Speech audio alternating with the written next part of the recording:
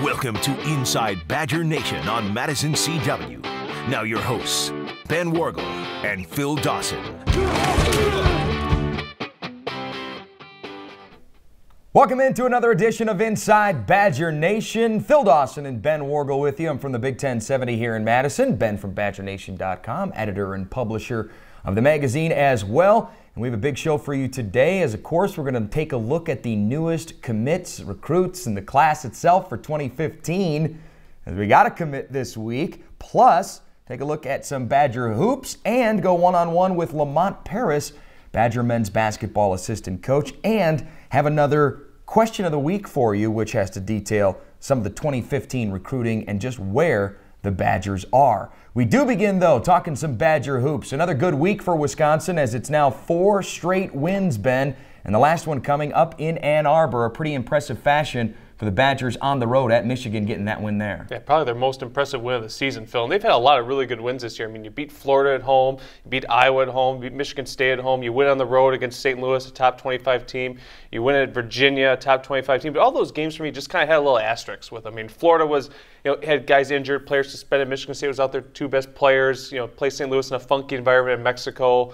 Virginia couldn't throw the ball in the ocean, stay on the shore. But Michigan, 100% healthy in this game. One of the best home teams in the country. Just 3 losses in the past 3 seasons. And Wisconsin really just dominated this game for about 35 of the 40 minutes. You had a 5-minute stretch at the start of the second half where Michigan made its run. But without question, Wisconsin came out of this game red hot. Frank Kaminsky, who you're seeing here now, was without question the star of this game. 25 points, 11 boards, has first career double-double, I think within like a minute and a half into the second half. And the more impressive thing for me is that Kaminsky kind of called for his shot, kind of wanted to take over this game. And that's not something we had seen from Frank the past couple weeks. We started to see a little bit when they won against Minnesota at home a week ago. But in this game, in this environment where Kaminsky's calling for the ball, just continued to point after point after point, really was aggressive in the low post, and then, of course, set himself up for the big shot, the 3-pointer late in that game to really make it a 13-point game, really extend the game. Here you're seeing Frank. This was part of that stretch where he just took over the game. Yep. And Frank, again, like you said, starting to see some aggressiveness from the get-go, and this is what makes him such a hard matchup, because he can stretch the defense. Saw him putting it on the floor there. And again, Josh Gosser. Here's the 3. There's the big 3 by Frank. Josh Gosser doing another great job defensively. Karis LeVert got loose for a little bit, but the way that they were able to lock down Nick Stauskas, who had 23 points against Wisconsin here at the Kohl Center, I mean, that's what this defense needed. It's what the defense missed a year ago from Gosser, and that's proving that has to be their calling card going forward, because offensively, if Frank's going, the rest of this team, they can score. Yeah, Michigan's got so many weapons. I mean, they're one of the best shooting teams in the Big Ten in terms of field goal percentage, and so you know you're not going to be able to guard everybody. And Karis LeVert had a tremendous game. I mean, 25 points to tie Kaminsky, but you limit Glenn Robinson, you limit Stauskas, you limit Zach Irvin off the bench, you limit all these key guys and really make Michigan just a kind of a one-headed machine. And that really just opened up a lot of different things for Wisconsin defensively. Really moved in transition. Michigan had 0 fast break transition points in the first half for one of the best transition teams in the country. That was impressive. And the other thing for me, you saw Trayvon Jackson there. That was his only made basket, 1 for 6. But you could argue that was probably one of his more impressive games of the season. Went 7 for 8 from the free throw line. Had a couple rebounds, but more importantly, 6 assists and no turnovers. A big changeover from that Michigan State game where he had 8 and 5. For him to go 6 and 0, really dictate the tempo in this game. I mean, Sam Decker said after the game, Frank Kaminsky said after the game that he was their point leader out there, their general on the floor, and really was one of the big reasons why Wisconsin went to Ann Arbor and got a big road win. How important is he and Frank Kaminsky? These seem like the 2 players that maybe are the lightning rods more than anybody else. Certainly Trayvon Jackson, but the up and down swings that you've seen a little bit from Frank Kaminsky, those 2 catching a groove kind of at the right time. 4 straight wins as we head to the Big Ten tournament here in a little bit. Have a big game at Iowa Saturday morning. So how big are those 2? is there one that's more important than the other? How is this team going to go and continue to play this way going forward? I think you got to really rely on your veterans and your leaders. And I think, you look at Trayvon Jackson. I think the offense goes with how Trayvon Jackson plays. You look at that stretch he had where he didn't shoot the ball very well, had 17 assists to, I believe, 13 or 15 turnovers. Wisconsin, just went 1-4 during that stretch. Just did not play well. Now you look at what he's done recently. He's more just making smarter decisions, and that was evident on Sunday with the 6 assists to 0 turnovers. But for me, Frank Kaminsky is the key factor of this team, just because you look at the low post presence this team has. Nigel Hayes has been the guy this year. He's really developed into that key personnel, consistent player in the Big Ten. We haven't seen anyone kind of step up to that over the course of the Big Ten season until recently when Kaminsky has started to step up. Played a good game against Minnesota, obviously the Michigan game we've been talking about. I think for Wisconsin to have true balance between their perimeter shooting and their low post presence, they need another guy in there, especially if Nigel Hayes has an off day like he did against Michigan. Frank Kaminsky, with that performance and the performance he's building on, I think certainly is a guy that's going to be the key factor for Wisconsin if they want to make a big run here in the Big Ten and certainly in the national tournament in March. For Frank Kaminsky, it was a Big Ten Co-Player of the Week award for him, and Nigel Hayes, another Big Ten Freshman of the Week honor. We're going to talk recruiting when we return right here on IBN. Welcome back into Inside Badger Nation. Phil and Ben with you. And Ben, we get more positive comments and feedback about what we're just about to do. Show you recruiting highlights. That's what we're going to do because we got some good ones coming up for you, including a brand new commit this week for Gary Anderson and the 2015 recruiting class, just the second commit for this class. And we'll jump into what it looks like starting now. Kyle Peniston, a tight end out of Maitre D High School in Santa Ana, California, 6'4", 220. Lots of good things about Kyle Peniston. Number one, you hit out in California. Number two, he comes from a school that is famous for its football program with the likes of Colt Brennan, Matt Barkley, Matt Leinart, all coming from Maitre D High School there in Santa Ana. This is certainly a good high school to tap into, and certainly for Wisconsin to get a tight end early in this recruiting class is big because if you remember, the 2014 recruiting class, Wisconsin didn't get a tight end. They kicked the tires on a couple kids, but really, after Mike Gesicki went to Penn State and Ryan Izzo went to Florida State, Wisconsin kind of decided that, we really don't need a tight end. We have other pressing needs in other areas, and they were going to hit the 2015 circuit hard for a tight end. To get Peniston early is huge for Wisconsin. I mean, you can see he's a pure pass catcher, great hands, has a good catch radius, able to catch the ball consistently with his hands away from his body, goes out and gets the football instead of letting it come to him. He's able to, absorb contact, can take a hit, usually hangs on the ball, maintain possession, which is key, especially when you want to go over the middle. Nice frame, should have no problem, Phil, the next couple of years adding some size and some strength to his body. He has to work on probably being a little bit more of a dominant run blocker, and it'll be interesting to see how Wisconsin kind of uses him. Do they want to split him out like here and be a matchup problem for opposing defenses, or they want to keep him inside and really kind of bulk up some weight on him and kind of be that dominant run blocker who also can go out and catch a 5-yard out or be that guy? But you look at his speed. He's certainly a guy that you don't want to put too much weight on it and kind of lose some of that spark to him. And he's not the kind of tight end that's going to stretch the field or give you a lot of run after the catch ability consistently at this point, but still very dependable, sure-handed pass catcher, and a guy that's going to be a key contributor on third down situations. You look at kind of what he's doing for Wisconsin, it's going to be key to have that tight end to build around now, because obviously that was a main area of concern without getting one in 2014. Quick other note on Peniston. How does he get here? This is part of the deal with Gary Anderson, with Coach Chad. Jeff Jenick obviously involved in this recruiting process as well. But the West Coast is something that they want to hit on. We've seen him go there multiple times, and now they strike again. You look for Wisconsin kids in non-Wisconsin places, and that's exactly what Peniston is. His dad's from Minneapolis, in the Minnesota area. He's got family in Grafton, Port Washington, so just on Lake Michigan, not too far away. And this was a place that he wanted to go. He grew up calling Wisconsin a dream school, and he came out here for Wisconsin's high school summer camp last summer, spent 3 days with Jeff Jenick, and really kind of started developing that relationship, because when he came out here, Wisconsin had a brand new staff. any of the old recruiting contact that a player had with Wisconsin basically became zilch just because of all the turnover, all the new people coming in. And Pennison just knew that if he continued to develop the way he had been developing and continued to develop that relationship with Janik and Wisconsin, that good things were going to happen. Actually flew out here for Wisconsin's junior day, beginning of February, got his offer, and that was just kind of a matter of time for him. He made sure he came out here as a fan and wanted to be sure that he was more of a student athlete. He'd be a good fit here as a student athlete. And certainly after a little over 2 weeks thinking about it, he said, this is the perfect place for me, and especially because he has that family close to home. He said he can get a good home-cooked meal whenever he's feeling homesick. So this is a good find for Wisconsin without question. Meanwhile, their first find from the 2015 recruiting class, right out of the state of Utah, and maybe the best football player there. Kid by the name, a quarterback, Austin Kafensis. And he's special, is he not? Yeah, arguably Wisconsin's top recruiting target in the 2015 class, and Wisconsin got him last summer, right. 18 months prior to this class's signing day. And this is a huge score for a number of reasons, especially for a program like Wisconsin wanting to transition from the quarterback position to be a little bit more of a game manager to a game changer. And that's what Kafensis is. I mean, you look at his sophomore numbers where he led his team to a state championship, 3,000 passing yards, 1,800 rushing yards, and 58 total touchdowns. I mean, he just has that dual threat capability that Wisconsin has been targeting with guys like Tanner McAvoy and DJ Gillens. I mean, this is what Wisconsin wants the quarterback position to be. Have that ability to either beat you with the arm or the legs in any situation. And you see good velocity on his throws, accurate, sound in his reads, has good vision on the football field, but his best attribute could be his arm strength. He's a two-time state champion in the javelin. He won last spring's 5A individual championship with a throw of 179 feet. Wow. Very talented kid.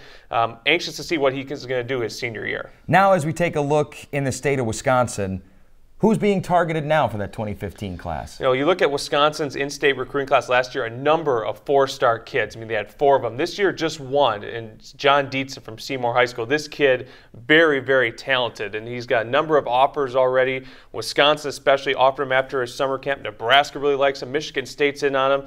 This is probably priority number 1 for Wisconsin because of that offensive line position. Wisconsin wants to build that offensive line after coming in here with only 8 or 9 healthy scholarship players. Took a big step forward this past year with 6 kids, but probably in the range of taking 3 or 4. And Dietz, without question, is the number 1 guy on the board for Wisconsin at that position. Aggressive, kind of that road grader type guy, just likes to run through people. Very excited by what this kid can do down the road. Absolutely. Those you can keep up with at BadgerNation.com. When we come back, more hoops with Badger assistant coach Lamont Paris. Welcome back to Inside Badger Nation.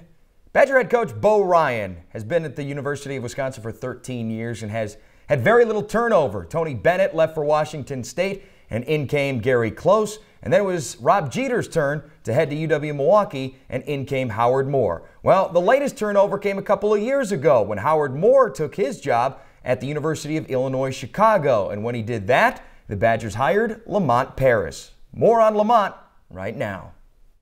When this job opening came, was it just a natural for you to kind of look into this, or is there more to the story than how you kind of ended up here? Well, Greg Gard and I had a good relationship for a few years before I got here even. He recruited Ohio really hard, and I had, being in Ohio, knew most of the Ohio kids, so he'd call me to get the dirt on guys, even the likes of Trayvon Jackson. When he was recruiting Trey, he'd call me and say, what have you heard and what's the latest? And so we had developed a friendship just through that, and then when the job opened, a legendary coach that I knew and had heard was a really good guy. There was a guy on the staff that I knew already. I knew they did things the right way, which was very important to me. And then so it was just a matter of could I get involved in the job, because as you know, it's ultra competitive for these positions. But it worked out. Greg went to bat for me. Me knowing him really helped in the whole process, and had very similar background to Coach Ryan and how we had come up through the ranks, and so that helped me too. And I just think it was a really good fit. But yeah, when it came open, I knew that it would be something I wanted to pursue, and it was just a matter of could I really get involved or not. It's been fun. You got a guy who comes in and he's ready to try and contribute to this team, and he wants to bring different ideas and coach, and he's done a good job. I mean, just developing through the system, and You know, we get mad at him when he refs sometimes, but he does it for making us better in the games and gives us teaching points from the side, so he does a good job. Of course, you're going to see how things are done a little bit, you know, and it doesn't take much time. A couple of days here and there, you get the feel for how things are done from the head coach standpoint, because some head coaches like a guy that's real rah-rah. Some head coaches like a guy that's this. But here, he's the kind of guy that will let you do what you know, be who you are. Well, he's very instrumental in helping us. He's always harping on me and Vito, making sure that we're doing the right things, or if we're doing something wrong, he comes out and shows us and corrects us. He spends extra time with us, making sure that we know what we're doing, as well as Coach Gard. I would say it's pretty instantaneous. I'm a very outgoing, friendly person, and from the first time I talked with Coach Paris, I could tell that he was a good guy. When my parents spoke with him, they felt the same thing. So really, I say it was a pretty quick, comfort level that we got to. I think a big part of it, no one's got egos. No one cares who recruits who, right? One guy's just as excited about another guy's recruit as one. No one really cares. We don't even view it as that, right? They're going to be a Badger, and we're all Badgers too. So I think that was a big part of it. A lot of it was just the guys that were already here, and then my personality has always been the type I blend. I fit in well with most people.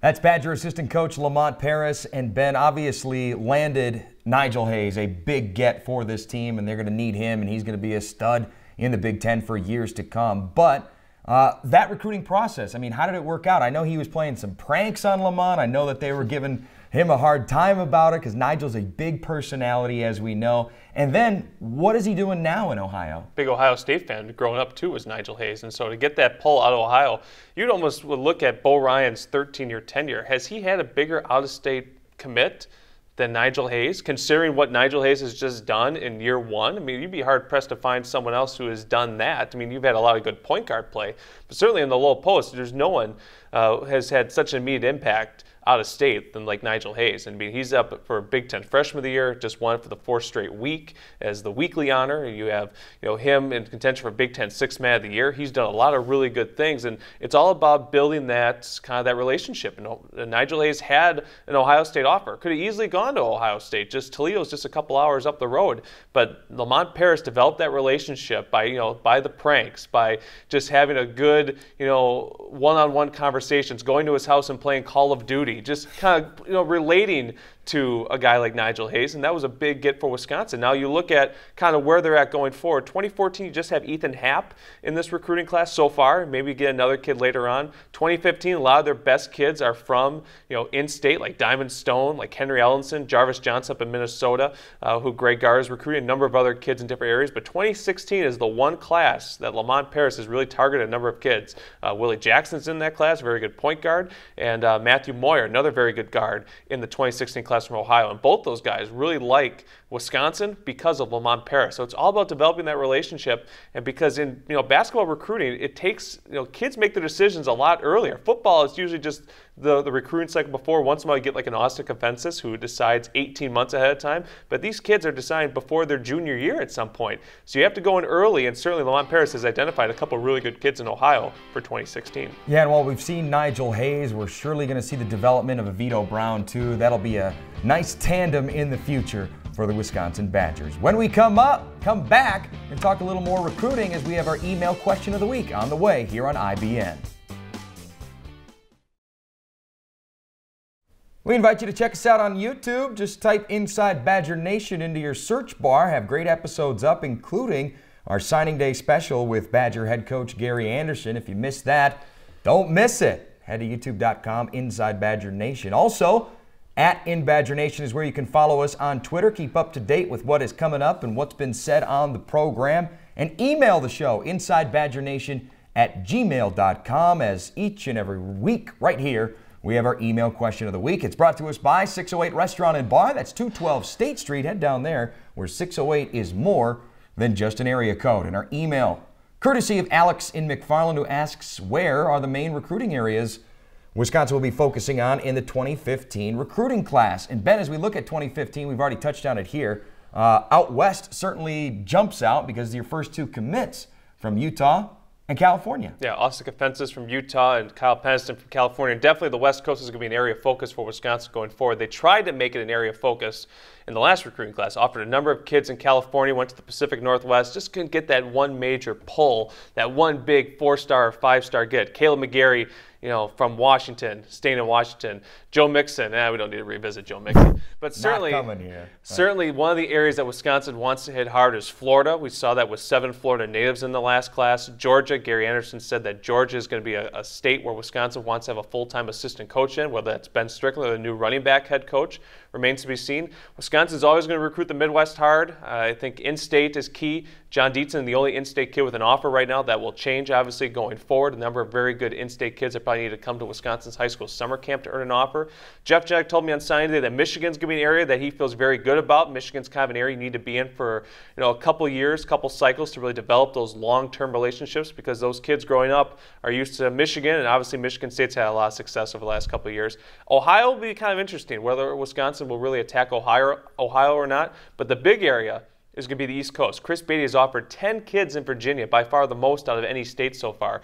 A lot of really talented kids, 5-star defensive tackles, 4-star wide receivers, 3-star wide receivers. A lot of really good players in Virginia, and Chris Beatty has had a lot of good connections there. He coached Percy Harvin, remind you, as a high school coach. Percy Harvin, one of the heroes of the last Super Bowl. And certainly Maryland, too. Maryland was a good state for Wisconsin last recruiting cycle. Chris Jones and Taiwan Deal out of DeMatha Catholic coming to Wisconsin. Wisconsin's offered 4 kids in Maryland in the last 2 weeks. That's going to be another area that Wisconsin's really going to attack hard in the next recruiting cycle. And talking about Chris Beatty, a guy who is trying to land some wide receivers to pump his cupboard full. How about we talk about A.J. Alexander, a wide receiver out of Virginia? Yeah, an early 3-star wide receiver by Scout.com. Alexander, 75 receptions for 741 yards last season, too. He played both sides of the football. I mean, he played defense, mainly safety, with a little time at cornerback for the first time this past season. That's how good of an athlete he is. And he projects more on the offensive side of the ball. Obviously, Chris Beatty sees that in him, goes up, high points the football, which is key. And, a taller kid, too. You look at Wisconsin's last recruiting class, a lot of tall wide receivers with a little bit of speed, a little bit of athleticism to them. That just kind of shows the kind of, player they're projecting at that position. Does a nice job of using his body to get open. Very good after the catch, like you can see here. Shows good concentration, very dangerous in the red zone, very talented wide receiver. He has an early top 4 of Boston College, Northwestern, Wake Forest, and Wisconsin. I would imagine Virginia, who has offered, will continue building that relationship, although Virginia has their own issues right now. I think 3-9 last year. I also think Penn State's a school to look out for. If Penn State offers, this might be kind of a tough pull for Wisconsin. But Chris Beatty, like I said, has that good relationship in the state of Virginia, has that kind of that personality that you really can vibe to if you're a high school kid. And so I think this is the year that Wisconsin will be able to get a really good kid out of the state of Virginia. Yeah, and if you want to go look up A.J. Alexander, again, BadgerNation.com, got a profile of him there. But when you're watching this film, contested footballs, the breakaway speed, and the sheer size that he has. That's what the Badgers want.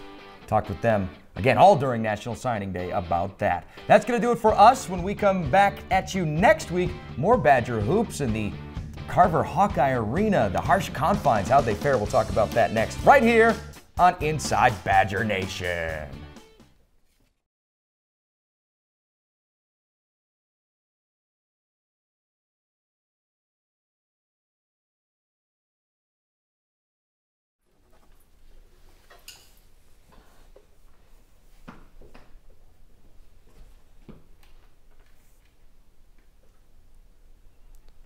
Just one promo?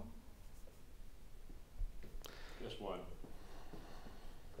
Just need a this week promo for next week's show, guys.